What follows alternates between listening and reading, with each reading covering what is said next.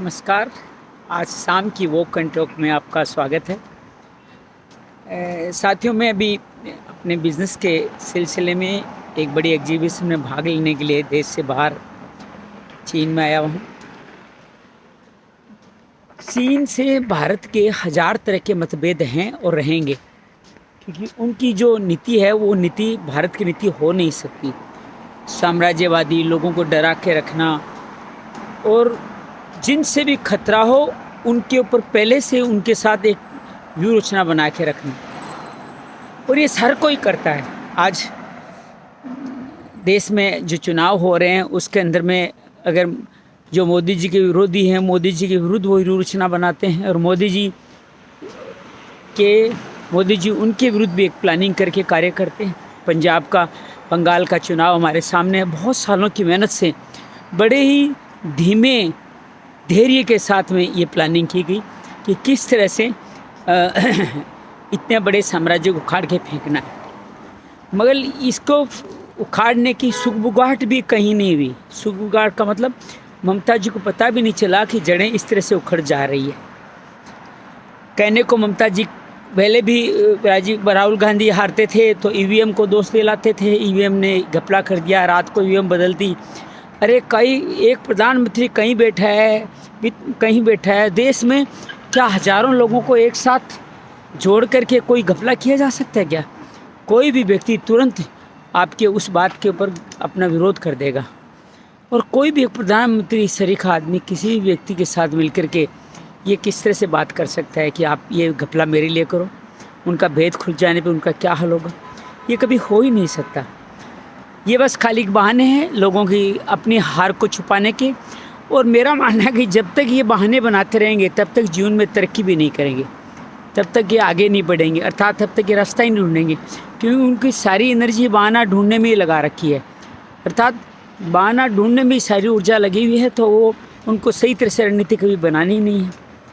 और जो मोदी जी एक लक्ष्य के साथ निकले हैं, निश्चित रूप से ही भगवान श्री कृष्ण ने गीता के, महाभारत के युद्ध के दौरान बहुत सारी ऐसे कार्य हुए जो धर्म युद्ध के विरुद्ध थे।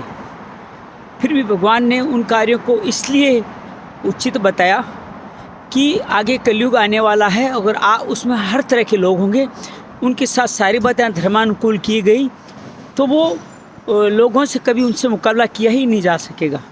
तो त्रेता युग की अलग नीति थी, जहाँ रावण भी राम जी के लिए ब्राह्मण बन के उनकी पूजन कराने पंडित बन के आ जाता था, और राम जी भी उनके दाह संस्कार के समय वहाँ उपस्थित रह कर के उसको मुक्ति प्रदान करते थे, उनके भाई को राजा बना देते थे। मेघनाथ का सर मंदोदरी को उनको सुलोचना को पहुँचा देते थे। तात्पर्य यह है कि वहाँ एक युद्ध का अलग एक बना हुआ था, उसके अंदर युद्ध होता था, लेकिन त्रेता में वो नियम टूट गए। तो कलयुग में तो नियम आज 5000 साल और बीत चुके हैं, नियमों में और कुछ न कुछ ह्रास हुआ ही है।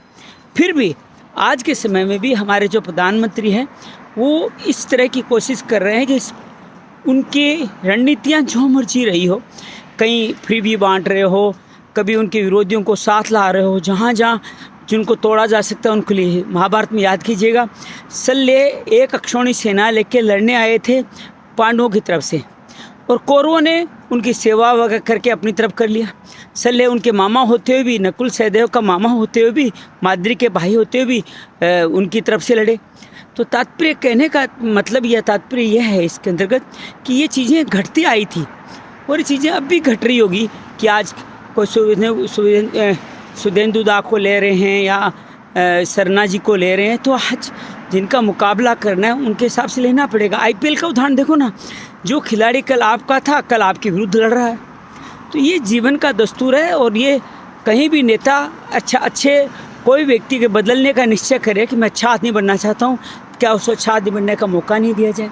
मैं कोई मोदी जी की रक्षा नहीं कर रहा हूँ, मेरे जैसे व्यक्तियों की रक्षा की उनको ज़रूरत भी नहीं है। लेकिन सच्चाई यह है कि मोदी जी आज के समय में जो कुछ भी कर रहे हैं आज की व्यवस्था के अनुकूल होकर कर रहे हैं। ठीक है, उस दौरान कोई बड़ा सपना उन्होंने ले रखा होगा, उस बड़े सपने की पूर्ति के लिए थोड़ा बहुत वो अपने जीवन में कई चीज़ें ऐसी घट रही है जो हमें लगता है ऐसा नहीं हो। तो अगर मोदी जी गलत होते तो आज खुलेआम रवीश कुमार से नहीं, हज़ारों उमा शंकर जी, रविशंकर जी और हज़ारों पत्रकार हैं जो खुलेआम उनको गरियाते हैं, गालियाँ निकालते हैं, उल्टा सीधा बोलते हैं।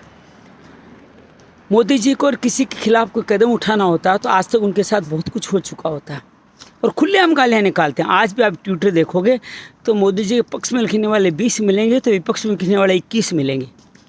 अर्थात वो किसी के साथ कुछ ऐसा हरकत करें, वो जानते हैं कि जितनी बुराई का विस्तार होगा उतनी अच्छाई का और विस्तार अपने आप होता चला जाएगा।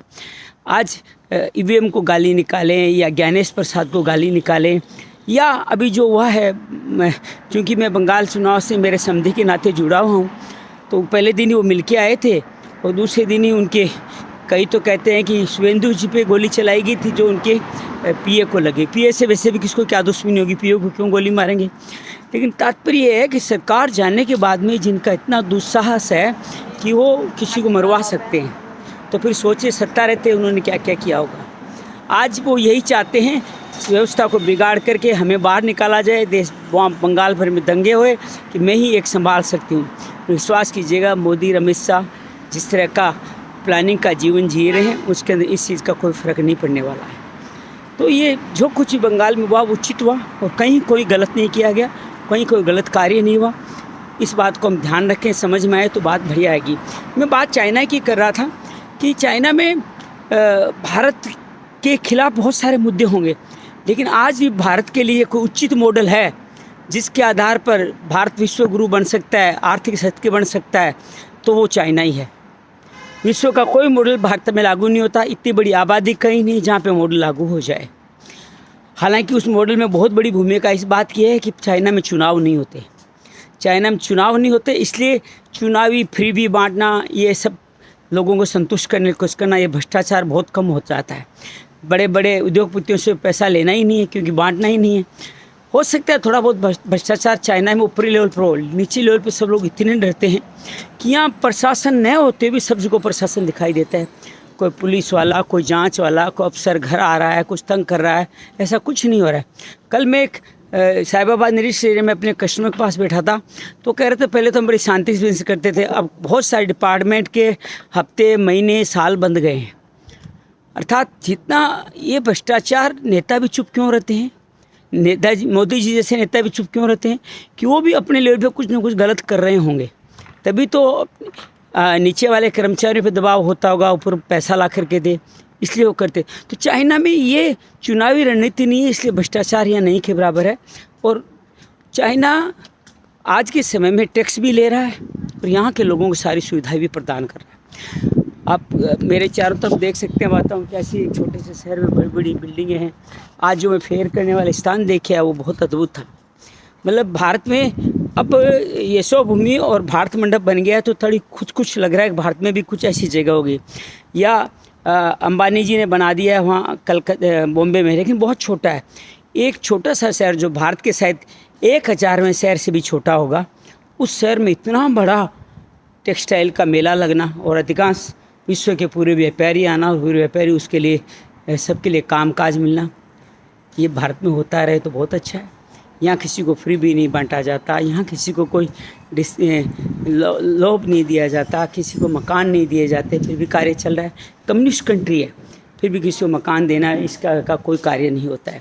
तो हमारे लिए ये सही मॉडल है, इस मॉडल को अपनाएं और हम लोग आगे बढ़ें। मुझे लगता है कि मोदी जी जिस दिन भारत विजय कर लेंगे, जिस दिन लगेगा भारत में उनके सामने कोई नहीं रहा है, अभी तमिलनाडु भी एक तरह से फतह हो ही चुका है और बंगाल हो गया, बिजू पटनायक अगली बार हो चुके थे, तो ये 3 बड़े बड़े लोग जिससे से अलग हुए, उस हिसाब से आप देख सकते हो ये बात किस तरह से आगे बढ़ेगी। तो आइए आप और हम सब अपनी इस बातों को ध्यान रखें। भारत में अच्छा कार्य होता है, उनका कहते हैं गीत भागवत कहते हैं कृत कारित अनुमोदित, या तो उसमें अच्छा काम करें या करवाएं या जो हो रहा है उसका अनुमोदन करें। तो आइए हम सब लोग अनुमोदन करते हैं अच्छे कार्यों का कि इस तरह अच्छे कार्य होते रहें और अपना जो भी सहयोग सात्विक ढंग से होते हैं वो उनको देखते रहें। आज श्रीमद् भागवत में संसार की सृष्टि का वर्णन किया गया कि किस तरह संसार की सृष्टि कार्य करती है, उसका बड़ा सुंदर वर्णन किया गया और उस वर्णन को आज हमने देखा कि किस तरह से मैं तत्व आदि से किस तरह संसार बना, उसके बारे में हमने देखा।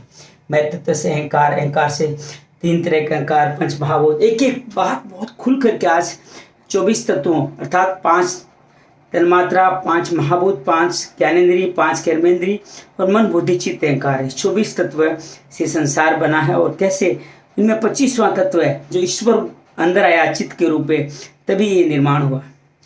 फिर बात करेंगे, कल फिर बात करते रहेंगे। अभी तो ये फेर के अंदर 2-4-5 दिन यहाँ रहना है, तो आप सब लोग भी साथ बने रहेगा। मन में कोई भाव हो, विचार हो तो अवश्य कहिएगा। जब भी मैं किसी वाई फेरियम जाऊँगा तो ये आपको वीडियो डालूंगा। बहुत बहुत धन्यवाद, बहुत बहुत आभार। मंगल हो, मंगल हो, मंगल।